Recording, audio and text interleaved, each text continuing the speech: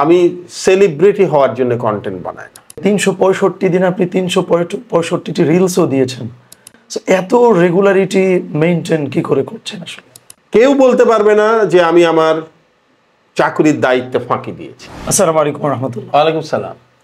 Sir, আমার একটা প্রশ্ন, এবং আমার মনে হয় যে যারা আপনাকে দেখেন তাদেরও হয়তো এই কৌতূহলটি আছে যে আপনি কন্টেন্ট ক্রিয়েশনে কেন এসেছেন বা কন্টেন্ট কেন বানান? প্রথমেই বলি তোমাকে এবং যারা দেখছেন তাদেরকে, আমি সেলিব্রিটি হওয়ার জন্য কন্টেন্ট বানাই না। আচ্ছা, আমি মানুষের ভালোবাসা অর্জনের জন্য কন্টেন্ট বানাই, 1 নাম্বার। 2 নাম্বার হচ্ছে আমি অনেক অভিজ্ঞতার মধ্য দিয়ে এই বয়সে এসেছি। এর মধ্যে আমার দেখার সুযোগ হয়েছে, পড়ার সুযোগ হয়েছে। আমি মনে করি আমার এই অভিজ্ঞতাটুকু সবার সাথে শেয়ার করা উচিত, তাতে তারা হয়তো উপকৃত হবেন। মূলত এই দুটো কারণেই আমার কন্টেন্ট ক্রিয়েশনে আসা। আমি মোটেও সেলিব্রিটি হতে চাই না। কিন্তু স্যার, আমরা তো জানি যে আপনি একজন সরকারি উচ্চপদস্থ কর্মকর্তা, এছাড়া আপনি লেখক, তারপরে সামাজিক কর্মকাণ্ডের সঙ্গে জড়িত আছেন। মানে আপনার অসংখ্য ব্যস্ততা সম্পর্কে আমরাই জানি। আপনার ফ্যামিলি আছে, সমস্ত কিছুকে সময় দিয়ে এর মধ্যে কন্টেন্ট আসলে কি করে বানান? ইভেন আমি সম্প্রতি জানলাম যে 365 দিন আপনি 365টি রিলসও দিয়েছেন। এত রেগুলারিটি মেইনটেইন কি করে করছেন আসলে? না দেখো, আমার এই রিলস দেওয়া, কন্টেন্ট দেওয়ার কারণে আমার কোনো কাজ কিন্তু বিঘ্ন ঘটেনি। কেউ বলতে পারবে না যে আমি আমার চাকরির দায়িত্ব ফাঁকি দিয়েছি। আমি খুব গর্ব করে বলতে পারি, তুমি খবর নিয়ে দেখতে পারো।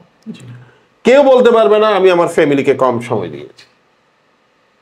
কেউ বলতে পারবে না যে আমার লেখালেখি থামিয়ে দিয়েছি, কারণ আমার 2-3টা বই প্রতি বছর এসছে। কেউ বলতে পারবে না যে আমার সামাজিক প্রতিষ্ঠানগুলো ক্ষতিগ্রস্ত হয়েছে। I am very much expert in time management, এবং এটা আমি শিখেছি। তাই আমি জানি যে সময়ের ব্যবহার কিভাবে সর্বোচ্চভাবে ব্যবহারটা আমরা নিশ্চিত করতে পারি। আমি সেটাই করেছি, যার কারণে আমার একটি কাজ আরেকটি কাজকে কখনোই ব্যাহত করে না। আচ্ছা স্যার, এখন লাস্ট আমার একটা প্রশ্ন, যে অনেকেই কিন্তু এই কন্টেন্ট ক্রিয়েশনে আসতে চায়, কিন্তু অনেকের একটা বড় সংকটের জায়গা হচ্ছে যে তারা হয়তো জব করছে বা অন্যান্য প্রফেশনে যুক্ত আছে। সো এই যে নতুন যারা আসলে আসতে চায় কন্টেন্ট ক্রিয়েশনে, তাদের জন্য আপনার আসলে কোনো পরামর্শ বা কোনো মেসেজ আছে কি? অবশ্যই আমার পরামর্শ আছে। যারা বিভিন্ন কাজকর্ম করেন, চাকরি বাকরি করেন, তারা সময়ের সংকটে ভুগেন। আমি বলবো সময় আসলে সমস্যা না। সময় আসলে সমস্যা না। আইনস্টাইনের একটা কথা আছে যে 8 ঘন্টা কাজ করো, 8 ঘন্টা ঘুমাও, 8 ঘন্টা নিজের মতো কাটাও। সেই 8 ঘন্টা যেটা তোমার নিজের, ধরে নিলাম যে আমাদের দেশে অনেকে 8 না, তাদেরকে 10 ঘন্টা 12 ঘন্টা কাজ করতে হয়, তারপরে তো 4 ঘন্টা নিজের থাকে। সেটার মধ্যে 3 ঘন্টা ফ্যামিলিকে দেন, বাকি 1 ঘন্টা আপনি কন্টেন্ট ক্রিয়েশনের পেছনে ব্যয় করুন, পড়াশোনা করুন, স্ক্রিপ্ট লিখুন। হ্যাঁ, তবে কাজটা করতে হলে নিজে একা একা সব করা সম্ভব না।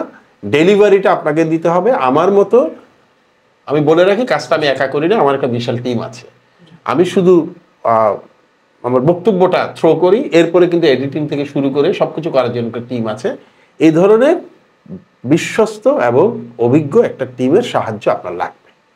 কথা প্রসঙ্গে আরেকটি কথা বলি, সেটি হচ্ছে একটু অন্য ধরনের কথা। সেটি হচ্ছে একজন ক্ষুধার্ত মানুষকে খাওয়ানোর চেয়ে বড় মহৎ কাজ আর নেই। আজকে সন্ধ্যায় যখন খুব ক্ষুধার্ত ছিলাম, তখন মিলু বৌমার হাতে রান্না করা বিরিয়ানি নিয়ে এসছে। আমি সেই বিরিয়ানি খুব এনজয় করেছি।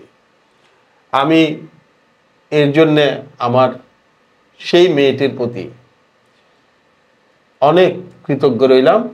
তোমাদের দুজনের প্রতি আমার অনেক দোয়া রইল। আল্লাহ, মহান আল্লাহ তোমাদেরকে নিশ্চয়ই এর প্রতিদান ফিরিয়ে দেবে। আলহামদুলিল্লাহ। আসুন মায়া ছড়াই।